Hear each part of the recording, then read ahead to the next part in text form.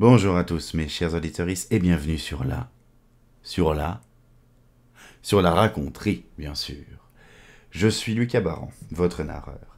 Et aujourd'hui, la 5e partie de la nouvelle Une chanson pour Laïa de George W.R. Martin. Vous connaissez la chanson, on récapitule ce qu'il s'est passé la dernière fois. Après leur découverte de la population chkéenne, Rob et Laïa partent à la recherche d'adhérents humains cette fois. Et par chance, ils en trouvent. Rob leur parle, Laïa les sonde, et la télépathe n'en ressort pas indemne. L'un des adhérents était Phil Gustafson, l'ancien administrateur de la planète.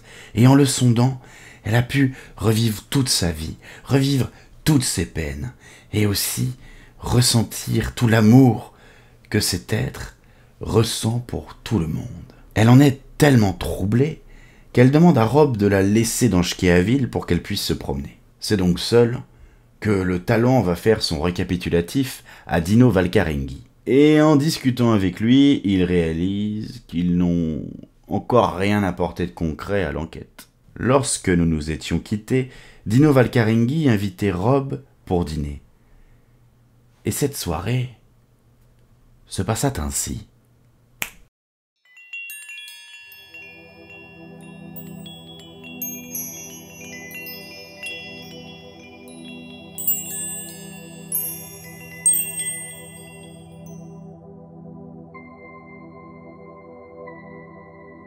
Nous avons échoué dans un restaurant pseudo-shkéen, tenu par des humains, en compagnie de Gourlet et de Laurie Blackburn. Sport, politique, art, histoire drôle. Nous avons parlé de tout et de rien. Je ne pense pas qu'il ait été une seule fois question des shkéennes ou du Grishka de toute la soirée. Laiana se trouvait dans notre appartement à mon retour. Elle m'attendait, couchée, occupée à lire un des beaux livres reliés de notre bibliothèque, un livre de poésie terrienne. Elle a levé les yeux en m'entendant rentrer. « Salut. Alors, c'était comment cette promenade ?» Interminable. Un sourire a plissé son petit visage pâle, pour aussitôt disparaître. Mais ça m'a donné le temps de réfléchir à ce qui s'est passé cet après-midi, à ce qui s'est passé hier, aux adhérents et à nous. À nous ? Rob, est-ce que tu m'aimes ? Elle avait lancé ça d'une voix presque neutre, purement interrogative, comme si elle ignorait la réponse. Je me suis assis sur le lit et lui ai pris la main, m'obligeant à sourire. « Bien sûr, voyons. Tu le sais bien, Laïa. » Je le savais, je le sais. Tu m'aimes, Rob. Tu m'aimes vraiment. Autant qu'un être humain est sans doute capable d'aimer, mais... Elle a secoué la tête, refermé le livre et poussé un soupir. Mais nous restons tout de même séparés, Rob, extérieurs l'un à l'autre. Mais qu'est-ce que tu me chantes ? Tu sais, je me sentais si troublée cet après-midi, j'avais si peur. Je n'aurais su dire pourquoi, mais j'y repensais. Quand je les sondais, Rob, j'étais là, avec les adhérents, je faisais partie d'eux et de leur amour, j'étais vraiment en eux. Et je ne voulais pas en sortir, je ne voulais pas les quitter, Rob. Je me suis sentie tellement isolée quand je me suis retirée si seule. C'est ta faute, j'ai essayé de te parler, mais tu étais trop occupée à penser. Parler ? À quoi sert de parler ? À communiquer, je suppose, mais y parvient-on vraiment ? Et je le pensais avant qu'on m'apprenne à faire usage de mon talent. La télépathie m'a alors semblé être le seul moyen de communiquer, le seul moyen de toucher quelqu'un d'autre, quelqu'un comme toi. Mais maintenant, je ne sais plus. Les adhérents, quand ils carillonnent, ils sont tellement ensemble. Rob, unis les uns aux autres, comme nous quand nous faisons l'amour, presque. Et ils s'aiment aussi, et ils nous aiment si intensément. J'ai senti, je ne sais pas, mais Gustafson m'aime autant que tu m'aimes. Non, il m'aime encore plus que toi. Elle était livide, les yeux écarquillés, le regard perdu, solitaire. Et moi, j'ai soudain senti comme un froid m'envahir. Un vent glacial qui me transperçait l'âme. Je ne disais rien. Je me contentais de la regarder en me passant la langue sur les lèvres. et je saignais intérieurement. Voyant la peine dans mes yeux, ou peut-être me sondait-elle, elle m'a pris la main, a commencé à la caresser. Oh Rob, je t'en prie, je ne veux pas te blesser. Ce n'est pas ta faute, c'est juste que nous sommes tous comme ça. Qu'avons-nous donc comparé à eux? Je ne comprends pas, Laïa. Une partie de moi avait envie de pleurer, l'autre de crier. Réfrénant les deux, je m'étais forcé à parler calmement. Mais je n'étais pas calme en mon fort intérieur. Pas du tout. Est-ce que tu m'aimes, Rob? Une fois encore, elle posait sincèrement la question. Oui, ai-je lancé avec violence, comme on lance un défi. Mais qu'est-ce que ça veut dire? Tu sais bien ce que ça veut dire. Bon Dieu, Laïa, réfléchis enfin. Souviens-toi de ce que nous avons connu, de tout ce que nous avons vécu ensemble. C'est ça l'amour, Laïa, c'est ça. C'est nous qui sommes chanceux, tu te souviens? C'est toi-même qui le disais. Les normaux ne connaissent que le contact d'une main et le son d'une voix avant de retomber dans le noir. À peine s'ils peuvent se trouver. Ils sont seuls, toujours, à tâtonner, à essayer éternellement de sortir de leur isolement, quitte à échouer encore et encore. Mais pas nous. Nous avons trouvé le moyen d'échapper à cette solitude. Nous nous connaissons autant que des êtres humains peuvent se connaître. Il n'y a rien que je refuserais de te dire ou de partager avec toi. Je te l'ai déjà dit, et tu sais que c'est la vérité. Tu peux le lire en moi. C'est ça l'amour, bon Dieu. C'est ça, non? Je ne sais pas. Elle semblait triste, déconcertée. En silence, sans même un sanglot, elle s'est mise à pleurer. Et tandis que ses larmes traçaient des sillons brillants sur son visage, elle a continué à parler. C'est peut-être bien ça. C'est ce que j'ai toujours pensé, en tout cas. Mais maintenant, je ne sais plus. Si l'amour, c'est ce que nous partageons, toi et moi, alors qu'est-ce que j'ai ressenti cet après-midi? Qu'est-ce que j'ai touché? À quoi ai-je participé? Oh Rob, je t'aime moi aussi, tu le sais. J'essaie de tout partager avec toi. Je veux te faire voir ce que j'ai perçu, te faire comprendre comment c'était. Mais j'en suis incapable. Il y a une barrière entre nous. On n'arrive plus à se comprendre. Je suis ici et tu es là. Nous pouvons nous toucher, faire l'amour, parler, mais nous restons séparés. Tu ne le vois donc pas? Je suis seule. Mais cet après-midi, je ne l'étais pas. Mais tu n'es pas seule, bon sang. Je suis là. Je lui ai pris la main, les serré très fort. Tu le sens? Tu m'entends? Tu n'es pas seule. Elle a secoué la tête. Des larmes coulaient toujours sur ses joues. Tu vois, tu ne comprends pas. Et je n'arrive pas à t'expliquer. D'après toi, on se connaît tous deux autant que des êtres humains pourront jamais se connaître. Et c'est la vérité. Mais jusqu'à quel point des êtres humains peuvent-ils se connaître? Ne sont-ils pas seuls au bout du compte? Chacun d'eux ne reste-t-il pas isolé dans un univers sombre et vide?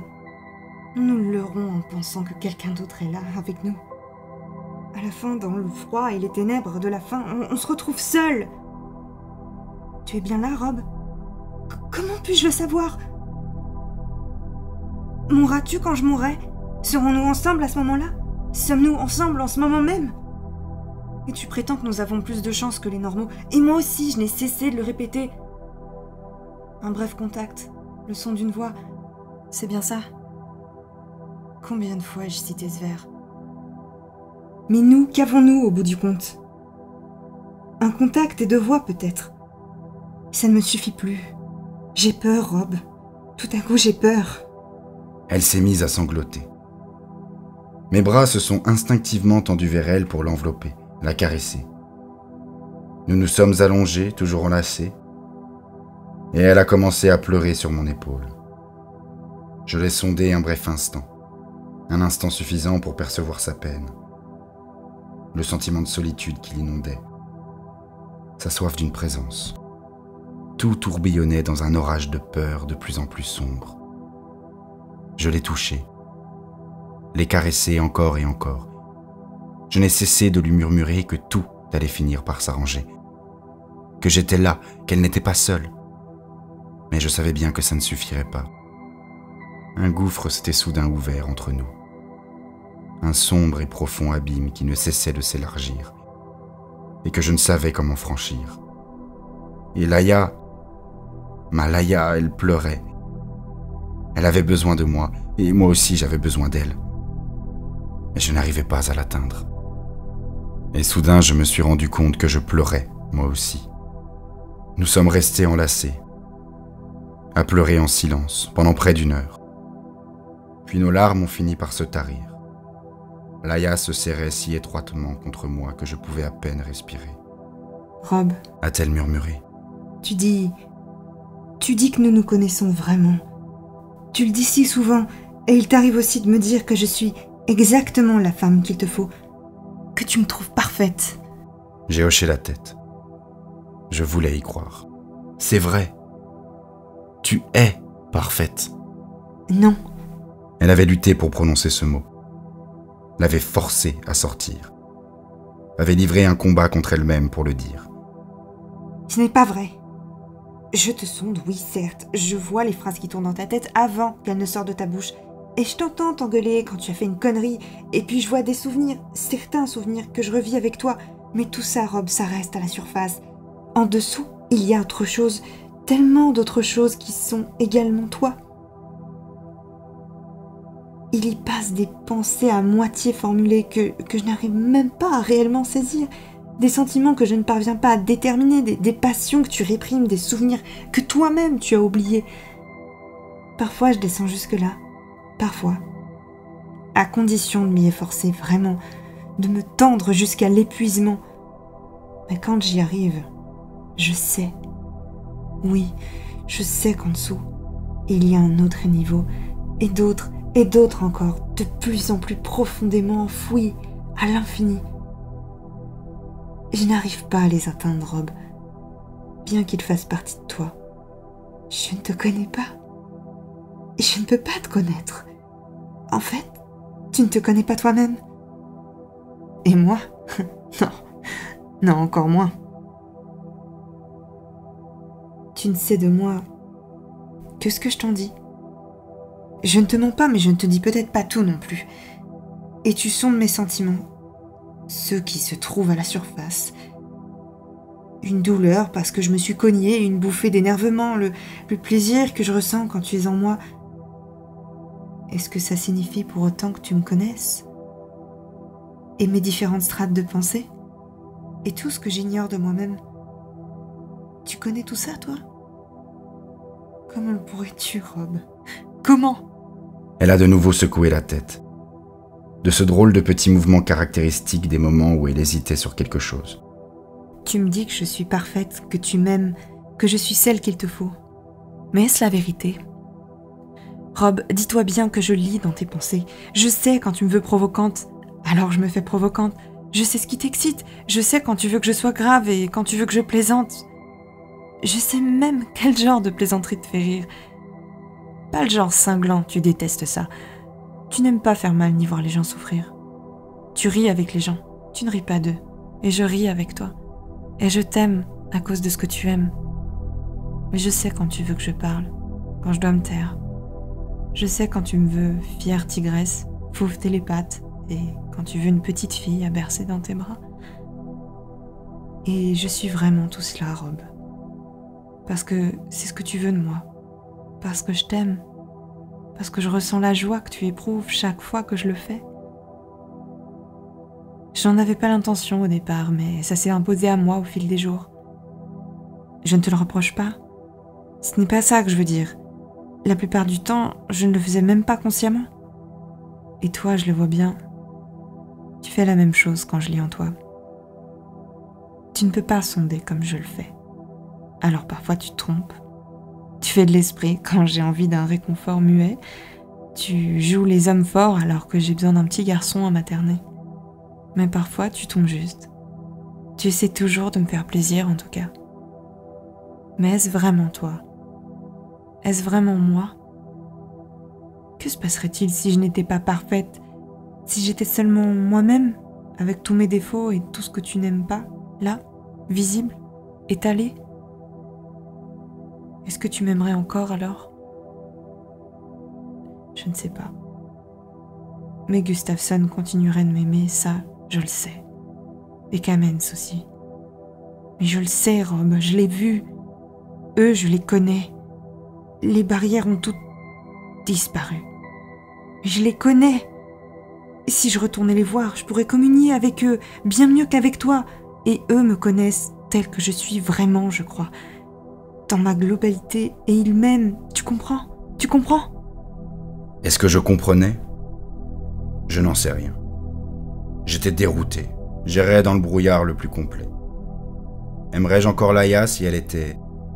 elle-même? Comment ça, elle-même? En quoi différait-elle de la Laïa que je connaissais? J'aimais Laïa, je pensais que je l'aimerais toujours.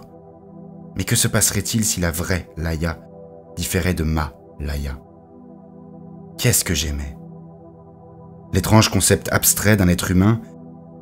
Ou bien le corps, la voix, la personnalité qui, pour moi, formait Laïa? Je l'ignorais. Je ne savais pas qui était Laïa, ni qui j'étais, ni tout ce que cela pouvait bien signifier. Et j'avais peur. Peut-être ne pouvais-je ressentir ce qu'elle avait ressenti cet après-midi-là, mais je savais ce qu'elle éprouvait en cet instant. J'étais seul, et j'avais besoin de quelqu'un. « Laïa !» me suis-je écrié, comme on appelle au secours. « Laïa, essayons. Rien ne nous oblige à renoncer. Nous pouvons nous trouver. Il y a un moyen, notre moyen. Nous l'avons déjà utilisé et ça a fonctionné. Viens, Laïa, viens avec moi. Viens à moi. » Je la déshabillais tout en parlant, gagnée par ma fièvre. Elle s'est mise à m'aider. J'ai commencé à la caresser, lentement. Elle en a fait de même. Nos esprits allaient l'un vers l'autre. Ils se pénétraient, se sondaient comme jamais auparavant. Je sentais Laïa creuser dans ma tête, de plus en plus profond. Toujours plus profond. Et je me suis ouvert à elle. J'ai cédé. J'ai découvert tous les mesquins petits secrets que je m'étais fait fort de nous dissimuler, à elle comme à moi. Je lui donnais en cet instant tout ce dont je pouvais me souvenir. Mes triomphes et mes hontes. Les bons et les mauvais moments. Quand j'avais fait souffrir et quand j'avais souffert. Mes longues crises de larmes solitaires. Les craintes que je ne voulais pas admettre. Les préjugés contre lesquels j'avais lutté. Les prétentions que j'avais écrasées le moment venu. Mes petits péchés d'enfant, tout, absolument tout. Sans rien enfouir, sans rien cacher. Je me suis donné à elle, à Laïa, à ma Laïa. Il fallait qu'elle me connaisse. Et elle en a fait de même. Elle s'est découverte elle aussi.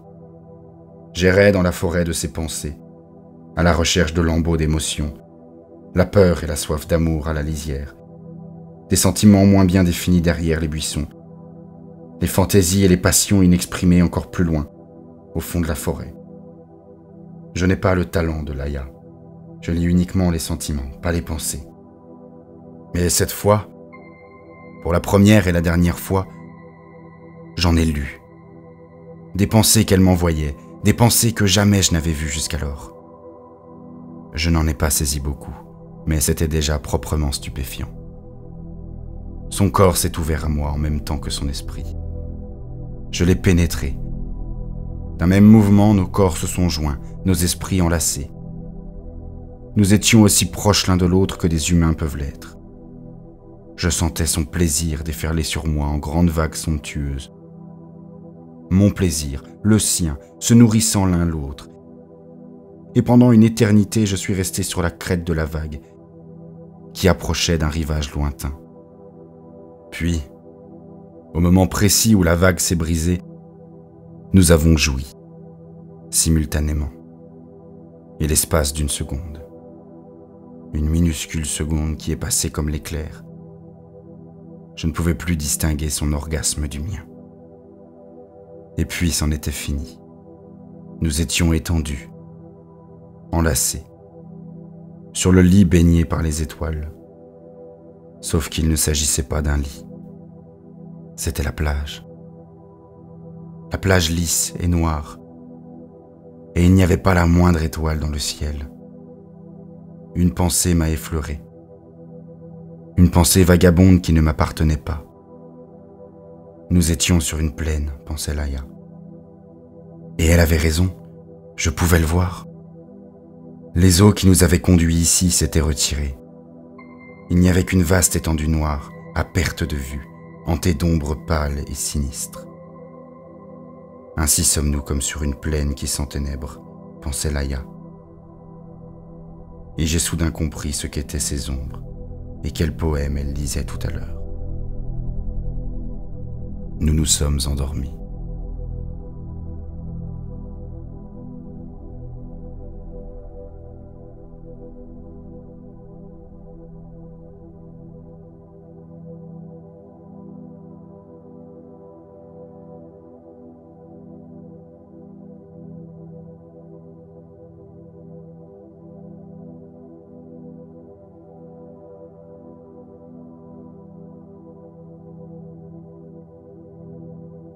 À mon réveil, il n'y avait plus personne dans mes bras. La chambre était plongée dans l'obscurité. Laïa était recroquevillée de l'autre côté du lit. Elle dormait encore. L'aube est proche, me suis-je dit. Ou pas. Je me sentais agité. Une fois debout, je me suis habillé en silence. J'avais besoin de bouger, de réfléchir, de voir un peu où j'en étais. Mais où aller? J'ai senti une clé dans ma poche en enfilant ma tunique. Celle du bureau de Valkaringi. La pièce serait déserte à cette heure-ci, et le paysage m'inspirerait peut-être. Le tube m'a propulsé vers le haut, toujours plus haut, jusqu'au sommet de la tour, jusqu'à la cime du défi d'acier que les hommes avaient lancé au Shkeen. Le bureau était plongé dans l'obscurité. Les meubles apparaissaient comme des petites taches un peu moins sombres dans les ténèbres. Seules les étoiles éclairaient la pièce. Shkea se trouve plus près du centre de la galaxie que la Terre ou que Baldur. Les étoiles y forment un dais flamboyant sur le firmament nocturne. Certaines, très proches, brillent de feux rouges ou blanc bleuâtre qui se détachent sur la magnifique toile noire du ciel. Toutes les parois sont vitrées dans le bureau de Valkaringi. Je me suis approché d'un bord pour regarder. Je ne pensais à rien. Je me contentais de sentir le froid et ma solitude et ma petitesse. « Bonsoir » a murmuré une voix féminine derrière moi. C'est à peine si je l'ai entendu. D'autres étoiles m'ont assailli à travers la vitre d'en face quand je me suis retourné. Laurie Blackburn était assise dans l'un des fauteuils bas. L'obscurité me l'avait dissimulé. « Bonsoir », ai-je fait. « Je ne voulais pas te déranger. Je pensais ne trouver personne ici. » Elle a souri. Un sourire merveilleux, dans un merveilleux visage, mais un sourire sans gaieté. Elle avait revêtu une longue robe vaporeuse qui ne cachait pas grand-chose de ses formes. Et ses cheveux auburn tombaient en grandes vagues sur ses épaules. « Je viens très souvent ici. » m'a-t-elle expliqué. « La nuit en général, quand Dino dort. On est très bien pour réfléchir. » Je lui ai rendu son sourire. Oui, c'est ce que je me suis dit également. « Les étoiles sont merveilleuses, tu ne trouves pas ? » Si. Moi aussi, Elle a hésité, puis s'est levée pour s'approcher de moi.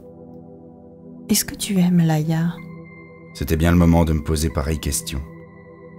J'avais encore l'esprit obnubilé par ma récente conversation avec Laïa. Mais je crois m'en être bien tiré. Oui, énormément. Pourquoi ? Elle se tenait tout près de moi, à me fixer droit dans les yeux. Puis son regard m'a dépassé, s'est perdu dans les étoiles. Je ne sais pas, je m'interroge parfois à propos de l'amour. J'aime Dino, tu sais.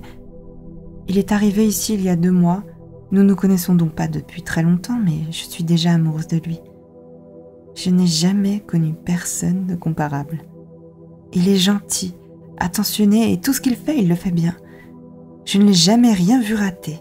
Et pourtant, contrairement à d'autres, ça ne semble lui coûter aucun effort. Il réussit tout si facilement. Il a tellement confiance en lui. Je trouve ça si séduisant. Il m'a donné tout ce que je pouvais désirer. Tout. Je l'ai sondé. J'ai perçu son amour et son inquiétude. Et j'ai compris. À part lui-même, elle m'a dévisagé, interloqué, puis m'a gratifié d'un sourire. C'est vrai, j'oubliais ton talent. Tu sais ce que je ressens, bien sûr. Oui, c'est vrai. J'ignore pourquoi ça m'inquiète, mais c'est comme ça. Dino est tellement parfait, vois-tu. Je lui ai dit... je lui ai tout dit. De moi, de ma vie. Il m'écoute et il me comprend. Il est toujours prêt à m'écouter, il est toujours là quand j'ai besoin de lui, mais... Mais c'est à sens unique. Un simple constat. Je savais ce qu'il en était. Elle a hoché la tête. Le problème n'est pas qu'il garde des secrets. Il répond à toutes les questions que je lui pose, mais ses réponses ne veulent rien dire.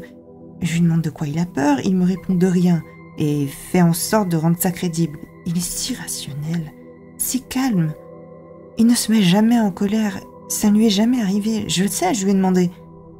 Il ne hait personne parce qu'il ne trouve aucun intérêt à haïr. Il n'a jamais connu la douleur non plus. Bon, c'est ce qu'il prétend du moins. Je parle de douleur morale, évidemment. Et pourtant, il me comprend quand je me raconte à lui. Une fois, il m'a dit que son plus grand défaut était la paresse. Il n'a rien de paresseux, je le sais, pas du tout.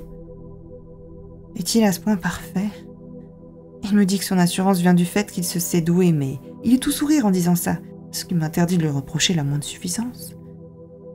Il prétend qu'il croit en Dieu, mais il n'en parle jamais. Quand on essaie de lui parler sérieusement, soit il écoute patiemment, soit il plaisante, soit il détourne la conversation. Il dit qu'il m'aime, mais... J'ai hoché la tête. Je savais ce qui allait venir, et ça n'a pas raté. Elle m'a regardé d'un air suppliant. Tu as du talent, n'est-ce pas ? Tu l'as sondé ? Tu sais ce qu'il a en tête ? Dis-le-moi, s'il te plaît. Dis-le-moi.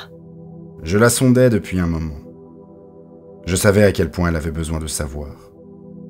Combien elle était inquiète et combien elle avait peur. Combien elle l'aimait. Je ne pouvais pas lui mentir. Mais lui donner la réponse qu'elle attendait n'avait franchement rien d'aisé. Je l'ai sondée, et je dis avec lenteur, précautionneusement, en prenant mon temps, en pesant mes mots comme autant de pierres précieuses. Et je t'ai sondé, toi aussi. J'ai vu que tu l'aimais, le premier soir où nous avons dîné ensemble. Et Dino ? Les mots se coinçaient dans ma gorge. Laïa le trouve... étrange. On n'a aucun mal à lire ses émotions superficielles, mais ensuite, plus rien. Il se contient, il se mure, comme si les seules émotions qu'il ressentait étaient celles qu'il s'autorise à ressentir. J'ai perçu sa confiance en lui, son contentement. J'ai aussi perçu un peu d'inquiétude, mais jamais vraiment de peur. Il a beaucoup d'affection pour toi, ainsi qu'un sentiment protecteur. Ça lui plaît de jouer les protecteurs. C'est tout ? Tant d'espoir, ça me faisait mal. J'en ai bien peur, oui. Il est emmuré, Laurie. Il n'a besoin que de lui-même. Il n'a besoin de personne d'autre. S'il y a de l'amour en lui, il est caché derrière ce mur. Il t'aime beaucoup, Laurie. Il a de l'estime pour toi. Mais l'amour, eh bien, c'est autre chose. Quelque chose de plus fort, de plus irraisonné, qui vient comme une lame de fond. Et Dino n'est pas comme ça. Du moins pas au niveau auquel j'ai accès. Fermé. Il me reste fermé. Moi, je me suis ouverte à lui totalement, mais pas lui. Même quand il se trouve à mes côtés, j'ai parfois l'impression qu'il n'est pas du tout là. Elle a poussé un soupir. Je percevais son désespoir, le sentiment de solitude qui était en train de l'envahir. Je ne savais pas quoi faire. Pleure si tu en as envie. Je me sentais tout bête. Parfois, ça fait du bien. Dieu sait combien j'ai pleuré, moi aussi. Elle a levé les yeux en riant doucement. Non, je ne peux pas.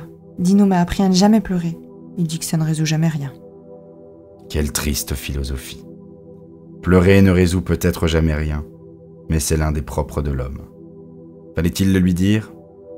Je me suis contenté de lui sourire. Elle me l'a rendu, la tête penchée de côté. Il t'arrive donc de pleurer ? M'a-t-elle soudain dit, d'une voix étrangement ravie. C'est drôle, tu sais. Jamais Dino ne m'aurait fait un aveu pareil. Merci, Rob. Merci. Sur ces mots, Laurie s'est dressée sur la pointe des pieds, les yeux levés. Je lisais en elle ce qu'elle attendait de moi. Je l'ai donc enlacée. Et pendant que je l'embrassais, je pensais à Laïa, me répétant qu'elle ne m'en voudrait pas, qu'elle serait fière de moi, qu'elle comprendrait. Ensuite, je suis resté seul dans le bureau, à regarder le jour se lever. J'étais épuisé, mais apaisé, d'une certaine façon. La lumière qui montait lentement de l'horizon chassait les ombres devant elle. Et tout à coup, les peurs qui semblaient si menaçantes la nuit m'ont paru parfaitement idiotes, irraisonnées. Nous avions gagné, pensais-je, Laïa et moi. Nous avions fait face, comme aujourd'hui nous affronterions le Grishka, avec la même facilité, ensemble. Quand j'ai regagné notre chambre, Laïa avait disparu.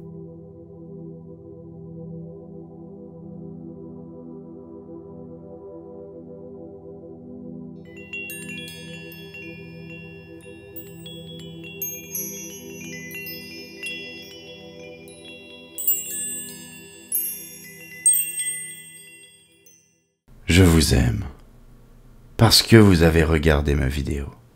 Je vous aimerais encore plus si jamais vous y laissiez un plussoiement, un abonnement, ainsi qu'un petit clochage. Loin de moi l'idée d'abuser, mais si jamais vous êtes un véritable réseau addict, n'hésitez pas à faire un petit tour sur la page Facebook de la raconterie, et puis sur la page Twitter, et puis sur la page Instagram. Ce sera, je le garantis, très nourrissant pour vous. Et comme d'habitude, les versions sans ma tronche sont disponibles sous forme de podcast sur SoundCloud, Spotify, encore et encore plein d'autres. La suite la semaine prochaine et ce vendredi, surprise, un petit poème de surprise Victor Hugo, hein? Eh ben oui, qu'est-ce que vous voulez? C'est le big boss, quoi. La raconterie, elle tire son rideau. Jouissez de la vie, jouissez des autres, jouissez de vous-même. Moi, je n'ai plus qu'à vous dire au revoir. Comme c'était d'usage dans l'ancien temps. C'est juste que nous sommes tous comme ça. Qu'avons-nous donc comparé à eux? Je ne comprends pas, Laïa. Est-ce que tu romes même?